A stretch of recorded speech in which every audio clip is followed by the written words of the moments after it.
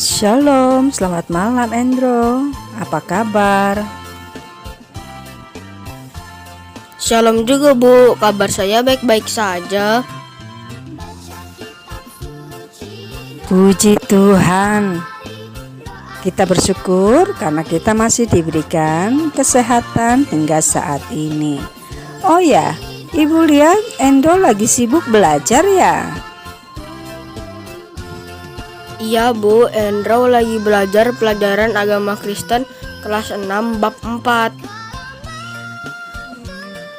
Wah, hebat. Ini baru namanya anak pinter. Mau belajar sendiri. Apalagi Endro kan sebentar lagi lulus kelas 6 ya.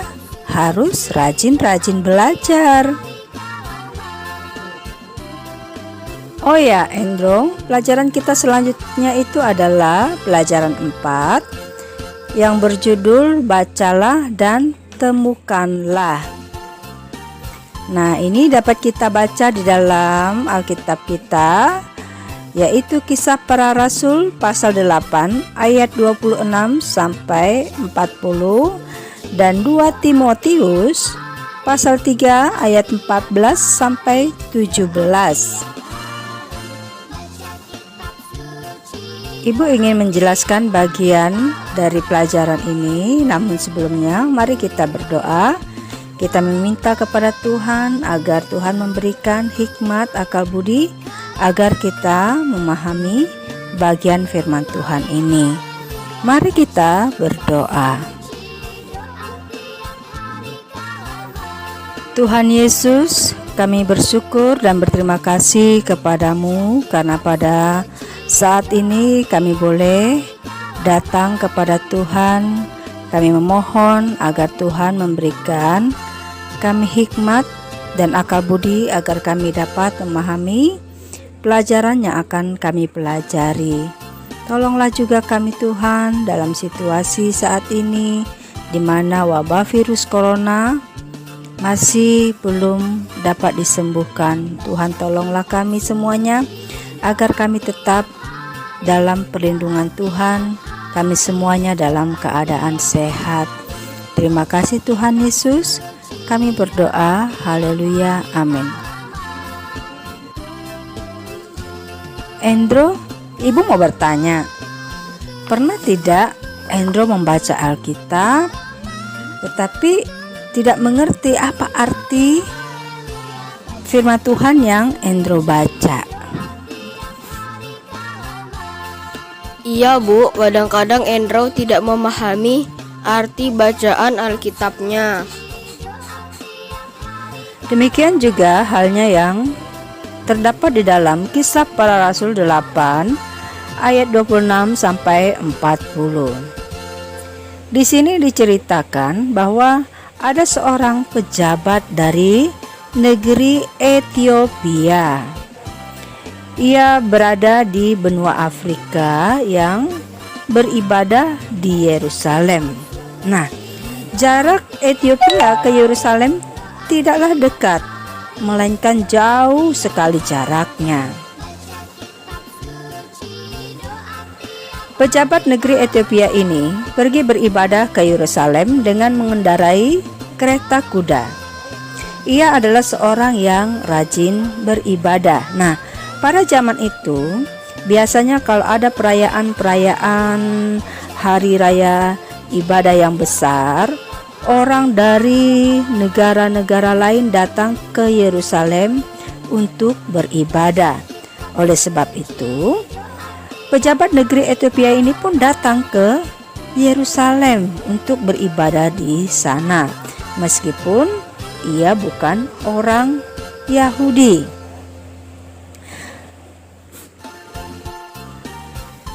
Setelah beribadah di Yerusalem, pejabat Ethiopia ini pulang dan ia pun membawa sebuah gulungan kitab Yesaya. Di dalam perjalanan, pejabat ini membaca gulungan kitab itu. Namun ia tidak memahami arti bacaan tersebut. Karena kerinduannya yang begitu besar untuk memahami firman Tuhan, Maka Roh Kudus mengutus Filipus untuk memberi penjelasan kepada pejabat ini. Meskipun ia seorang pejabat, namun ia tidak malu untuk bertanya kepada Filipus. Ia adalah seorang yang sangat rendah hati. Nah, pejabat ini banyak bertanya kepada Filipus tentang apa yang dibacanya. Oleh karena kerinduannya yang begitu besar, Filipus menolongnya untuk memahami arti dari gulungan kitab yang dibacanya. Dan akhirnya pejabat ini pun menerima keselamatan di dalam Yesus Kristus.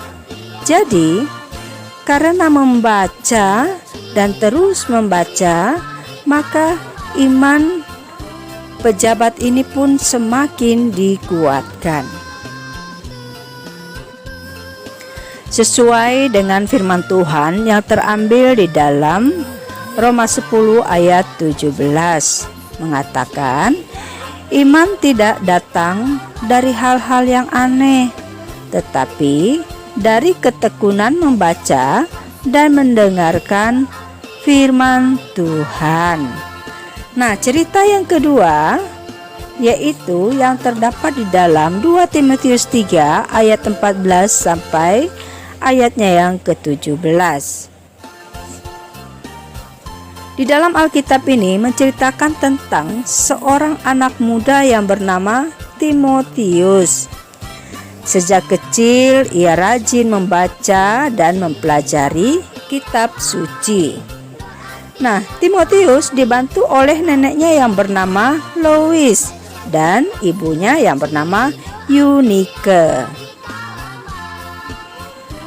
Karena rajin membaca firman Tuhan dan mempelajarinya, Timotius pun tumbuh menjadi seorang pemuda yang baik dan saleh. Ia hidup benar di hadapan Tuhan, dan Timotius pun dipercaya menjadi pemimpin jemaat di kota Listra. Nah, Andre, menjadi pemimpin tidaklah mudah, apalagi karena Timotius masih sangat muda. Namun, hal itu tidak membuat Timotius putus asa dalam memimpin dan mengajar jemaat agar tumbuh hidup menurut kehendak Tuhan. Timotius mengajar jemaat mengikuti ajaran Alkitab, cara hidup yang benar, kesabaran, kasih, dan ketekunan. Nah, Andrew, semua ini dapat dilakukan oleh Timotius karena sejak kecil ia sudah tekun membaca Alkitab dan tidak segan-segan bertanya kepada nenek dan ibunya. Ketika dia sudah menjadi dewasa, dia pun dapat menolong orang lain untuk bertemu dengan Tuhan Yesus sesuai dengan apa yang telah ia pelajari dan ia imani. Timotius berpesan bahwa dengan mengenal kitab suci sejak kecil, hal itu akan memberi hikmat dan menuntun kita kepada keselamatan di dalam Yesus Kristus. Di dalam surat Timotius ini, Paulus menyebutkan manfaat firman Tuhan yang ditulis di dalam kitab suci. Manfaat yang pertama, satu, untuk mengajar. Firman Tuhan mengajar berbagai hal untuk menuntun kepada kebaikan. Contohnya, firman Tuhan mengajar kita untuk mengasihi orang lain, tidak sombong, tidak berkata kasar kepada orang tua, dan sebagainya. Dua, untuk menyatakan kesalahan. Nah, firman Tuhan menolong mengungkapkan kesalahan-kesalahan yang kita perbuat setiap hari. Contohnya, Firman Tuhan menyatakan kepada kita bahwa mencuri dan berbohong itu tindakan yang salah di hadapan Tuhan. Manfaat firman Tuhan yang ketiga adalah untuk memperbaiki kelakuan. Artinya, firman Tuhan menunjukkan kepada kita kelakuan dan sikap yang perlu kita perbaiki. Contohnya, sikap iri hati dan dengki dalam diri kita.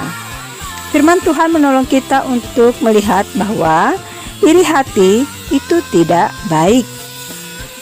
Yang keempat, untuk mendidik orang dalam kebenaran. Firman Tuhan mendidik kita berjalan di jalan yang benar dan berpegang pada nilai-nilai kebenaran sesuai dengan firman Tuhan. Nah, Endro, bagi sebagian anak, kegiatan membaca Alkitab memang tidak disukai, apalagi tidak ada gambarnya. Tetapi Endro harus tahu, jika kita tidak membaca Alkitab, ada berapa efek buruk yang akan terjadi pada diri kita. Antara lain, otak di kepala kita terbiasa pada hal-hal yang mudah dan akan susah diajak untuk berpikir untuk menyelesaikan sesuatu masalah. Nah, akibatnya kamu tidak akan suka diajak berpikir dan tidak tajam untuk memahami sesuatu. Padahal otak kita diciptakan Tuhan untuk menemukan hal-hal baru seperti para penemu-penemu di dunia ini. Ibu berharap Endro dan teman-teman tetap membaca kitab suci, karena di dalam Alkitab kita dapat mengenal Tuhan dan apa yang Tuhan lakukan di dunia ini pada masa lalu, masa sekarang, dan masa yang akan datang. Memang tidak semua teks di dalam Alkitab dapat Endro dan teman-teman pahami. Tetapi seperti cerita dalam pelajaran ini, Endro tetap akan menemukan faedahnya nanti, cepat atau lambat. Karena itu, Endro dan teman-teman tetap semangat dalam membaca Alkitab, baik di rumah, di sekolah, maupun di gereja. Sebenarnya kalau Endro dan teman-teman rajin membaca Alkitab, di dalam Alkitab begitu banyak cerita-cerita atau kisah-kisah yang sangat menakjubkan. Mulai dari kisah penciptaan di dalam Perjanjian Lama hingga kisah-kisah para rasul dan jemaat di Perjanjian Baru. Nah, semua cerita itu memiliki pesan yang baik tentang bagaimana menjadi seorang yang percaya kepada Tuhan dan hidup menurut firman Tuhan dalam kehidupan sehari-hari. Bu, apa manfaat membaca firman Tuhan atau Alkitab bagi Endro? Nah, ada banyak manfaat yang dapat Endro dapatkan ketika membaca Alkitab. Antara lain, Endro akan tahu apa yang Tuhan kehendaki untuk Endro lakukan atau tidak lakukan. Terus Endro akan tahu bahwa iman dan percaya kepada Tuhan harus terus dipelihara agar semakin kuat dan tidak mudah goyah, meskipun nanti akan ada banyak godaan. Lalu Endro tidak akan gampang putus asa dan tidak merasa sendiri, sebab Endro akan menemukan bahwa Tuhan selalu ada bersama-sama dan Tuhan akan mengasihi dan akan menolong Endro. Endro juga akan tahu bahwa Tuhanlah yang Maha Kuasa dalam hidup ini, sehingga tidak ada yang perlu Endro takutkan jika Endro bersama dengan Tuhan. dan melakukan firman Tuhan dalam kehidupan sehari-hari. Jadi, banyak hal yang dapat kita peroleh dalam membaca Alkitab. Karena Alkitab adalah kitab suci yang berisi pengajaran, pedoman, teguran, larangan, nasihat, penghiburan, dan harapan bagi kita. Jadi dengan membaca Alkitab, kita dapat mengerti bagaimana Allah menuntun hidup manusia sejak dahulu hingga sekarang. Nah, Endro, Ibu sudah menjelaskan pelajaran kelas 6, yaitu pelajaran 4 tentang bacalah dan temukan. Ibu berharap Endro dan teman-teman, khususnya kelas 6, dapat terus membaca Alkitab. Meskipun mungkin kadang-kadang ada hal yang tidak dipahami, tetapi percayalah bahwa Roh Kudus akan menolong Endro dan teman-teman untuk memahami bagian firman Tuhan yang dibaca. Nah, Ibu ingin memberi tugas untuk Endro dan teman-teman kelas 6 untuk mengerjakan tugas yang ada di buku lembaran kerja pelajaran 4. Kalau sudah selesai, tolong diberikan kepada Ibu dan tolong sampaikan kepada teman-teman agar mengerjakan tugas ini ya. Baik Bu, Endro akan sampaikan kepada teman-teman agar mengerjakan tugas. Nah, Endro, Ibu ingin pamit pulang, tapi sebelum Ibu pulang, Ibu ingin kita berdoa dulu, dan Ibu minta Endro yang memimpin kita di dalam doa. Mari kita berdoa. Allah yang baik, terima kasih untuk firman Tuhan yang Engkau telah berikan kepada kami dalam Alkitab, sehingga kami dapat mengenal kebaikan-Mu dalam hidup kami. Berilah kami semangat dan rasa gembira untuk membaca Alkitab setiap hari. Kami semakin tahu untuk melakukan perbuatan baik dan benar di dalam kehidupan kami sehari-hari. Di dalam Tuhan Yesus, Juru Selamat kami, dengarkanlah doa ini. Amin. Terima kasih Endro untuk doanya. Ibu ucapkan selamat malam, Tuhan Yesus memberkati. Selamat malam juga Bu, Tuhan Yesus memberkati.